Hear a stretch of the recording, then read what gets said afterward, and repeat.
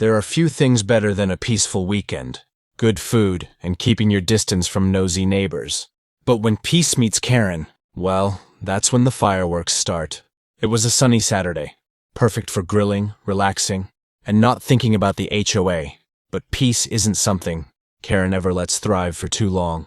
I was setting up my backyard barbecue, something I do once a year for close friends. I marinate for days, smoke meats low and slow, and prep my infamous 3-bean chili with the care of a Michelin chef. Then my phone buzzed, 17 messages. One read, "See you soon at your HOA-hosted block barbecue. Karen said you're hosting this year." What? I looked outside and what do I see? Folding chairs, coolers, strangers, and Karen, clipboard in hand, telling people, "Just head on through." He loves doing this. That's when I decided this would be one barbecue they'd never forget, because the chili was about to go nuclear.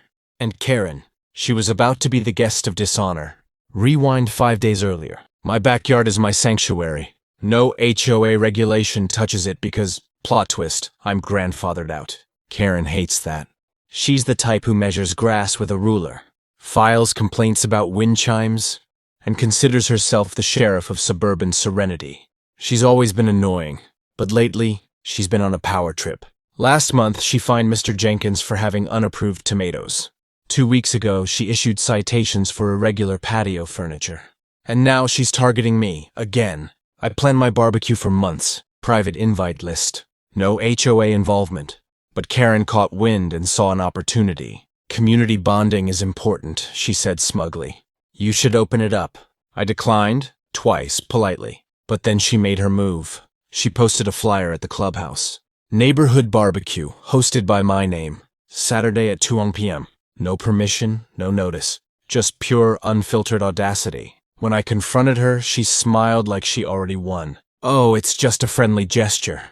Everyone's so excited." That's when I realized this wasn't just rudeness. It was theft. Theft of my time, my effort, and my damn brisket. And I was going to take it back, with a spoonful of vengeance. The day arrived. The grill was lit, and so were my nerves. Karen had basically turned my backyard into a public park. Kids I'd never seen before cannonballed into my pool. Grown men cracked beers from my cooler. Someone even started DJing from their truck bed. But everyone ate the chili. Because Karen told them it was award-winning. Which it was. Just not for the reasons she'd soon find out. You see, I made 2 batches. One was the real deal. The other, let's just say it had extra fiber. And guess which one Karen served? I gave it about 45 minutes.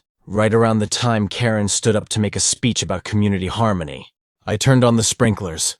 They came to life like geysers, dousing paper plates and panicked people. Kids screamed. Adults slipped. Karen shrieked. And then it happened. The mass exodus to the restroom.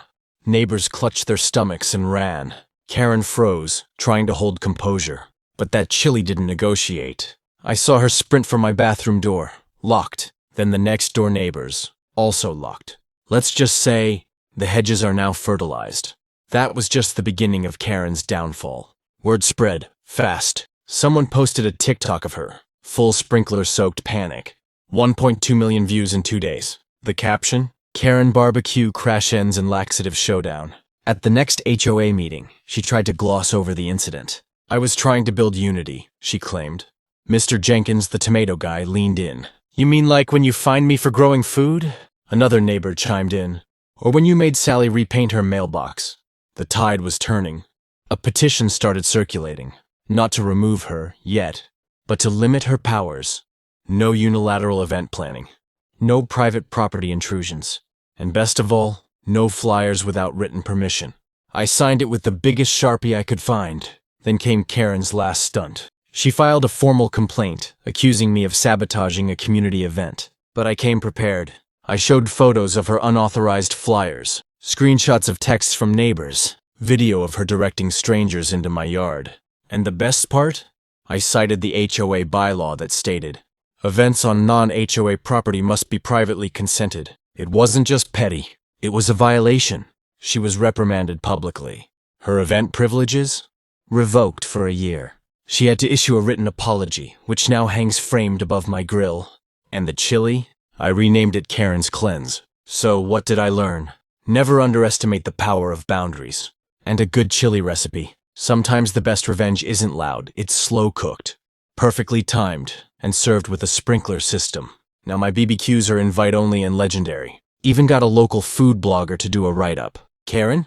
She stays quiet, mostly. I think the hedges remind her who's in charge. So tell me, what would you have done if Karen hijacked your barbecue? Drop a comment below. And if you made it this far, type, chili served cold.